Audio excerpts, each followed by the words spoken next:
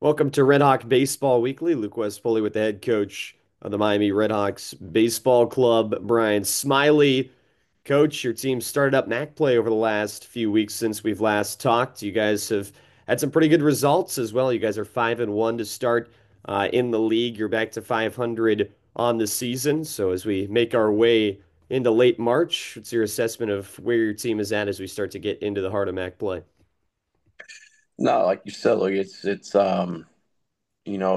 it's we have been through some pretty low lows, and we're digging ourselves out of them, and that can be frustrating at times, but it can also be really really rewarding whenever you come out on the other side of it, because you're battle tested and you're a lot tougher once you make your way through those lows.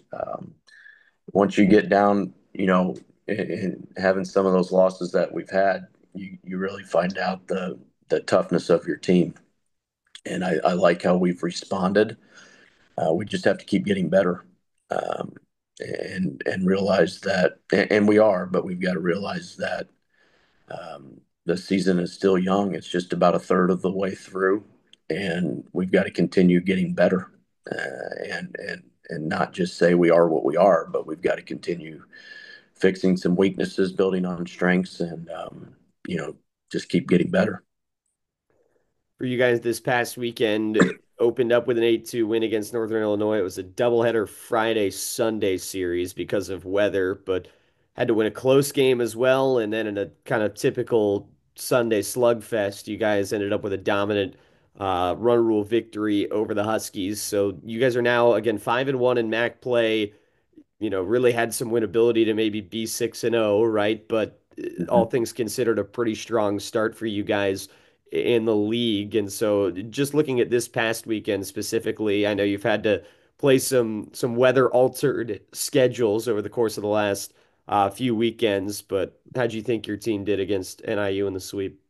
Well, anytime you sweep somebody, that's certainly a positive because it's tough to sweep. No matter what league you're in or no matter who you're playing, beating somebody three times in a row isn't always the easiest thing to do. And Northern Illinois is, we have the utmost respect for them and what they're doing. I think it's their second year as well as a coaching staff, and they're doing a good job. They ran out some arms against us that were very good. They're very good. They could pitch a lot of places. And the Brower kid on Friday, not only does he have velocity, but he's got pretty good command and his off speed. He can throw it behind in the count. He was tough, and we knew he was going to be tough. And then the Brackbill kid on Saturday, who's good. He was good last year, and he's better this year. And he was throwing a hard fastball, 92, 94 miles an hour, and cutting a fastball in on our left-handed hitter's hands. And he gave us fits. We had a chance to get to him in the first inning and kind of break the game open in the first, and we let him off the hook. And then he settled in for whatever it was, 5 or 6 innings, and kept us quiet.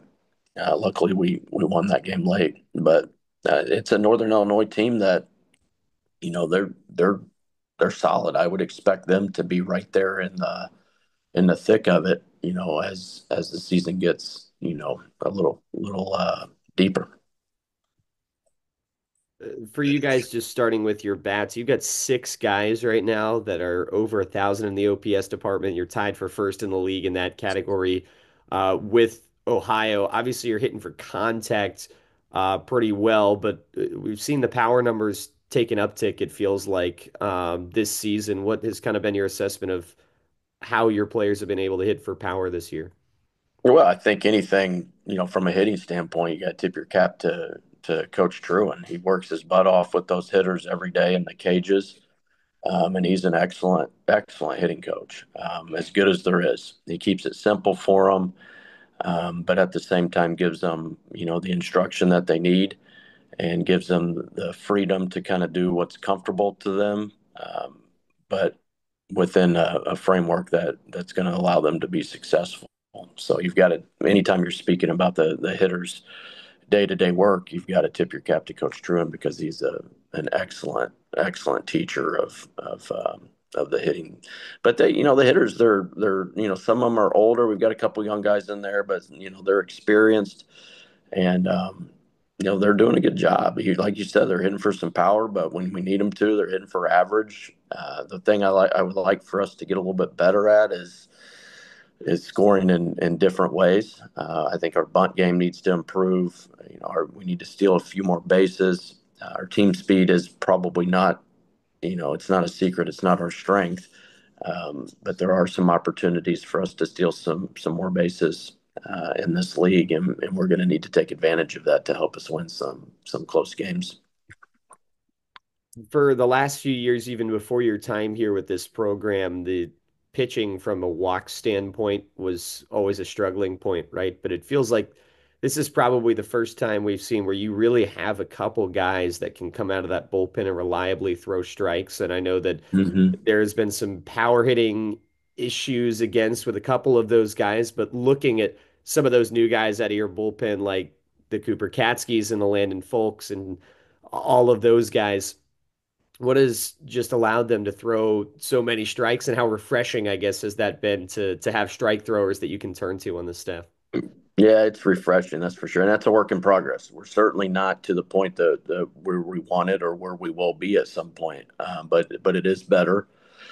And you tip your cap to those guys in terms of what it is. You got to tip your cap just like you do with the hitting with Coach Truen. You tip your cap to Coach Scully and staying on those guys, in their side work and their bullpen sessions, and just keeping to the grind every day of not allowing free bases or trying to minimize their free bases. Some of them are going to happen, but you've got to minimize. Bend but don't break is kind of the motto, and it's good to see some of those guys that are new to the program doing what we brought them here to do and doing what we need them to do, which is coming out of that pen and throwing strikes, especially late in the game, minimizing any type of free passes. You're going to lose if you do that. I mean, it's not a secret. That's any level of baseball. Any level of baseball, you're going to lose if you allow the other team to not have to earn it to get on base. So you got to tip your cap to Coach Scully, and then to the players because they know what wins, and I think they're tired of seeing um, free passes. Eastern Michigan coming up this weekend for you guys, and Eagles team that expectation wise was right around the middle of the league, it felt like, but swept a what people thought was a much improved Akron team to start the league slate, and then took two or three from the defending champs in Western Michigan last weekend. They hit for average better than anybody else in the league. They're helped out by your boy Drew Beringer, former head manager of the Miami RedHawks, who's now Yep. director of player development up there in Ypsilanti. But what are your thoughts on the Eagles, a team that looks to be on a upswing and maybe be the surprise of the league this year? They can hit, and they hit last year. They can really hit. I think they're hitting. I haven't. I might have it. They're hitting 311. It looks like as a team. Um, they hit last year, and I think we ended up sweeping them last year here at home. But it was, they can hit. So it's going to be kind of two teams that may be a little similar, where the offensive side is probably their strength, um, but we're going to need to score with them, score more than them, obviously. So we might end up having to play two again on Friday, like we did this past weekend, just from the weather up in Michigan this weekend. But they, like you said, Luke, they're improved, and Coach Britt does a good job. He's got a history of winning, and um, they're improved. So we've got to stay to the grind here and make sure we have a good day of practice, and then have a good day tomorrow once we get up there of practice, however it may look, and be ready for a team that is just like we are. They're 5-1, and expectations are high. Miami will be on the road this week against Eastern Michigan, and again, what is currently scheduled to be a Friday, Saturday, Sunday series, but could shift around due to some weather. It's currently scheduled for 3 o'clock Friday, 2 o'clock Saturday, 12 o'clock Sunday. All those games on ESPN Plus, and additionally, 80s night Friday, 90s night Saturday, and 2000s night Sunday. So some fun promotions if you're heading out to the ballpark and heading up north to brave that cold weather this weekend. Coach, thanks so much for the time. Good luck this weekend, and we'll talk to you next week. Luke, thank you, man.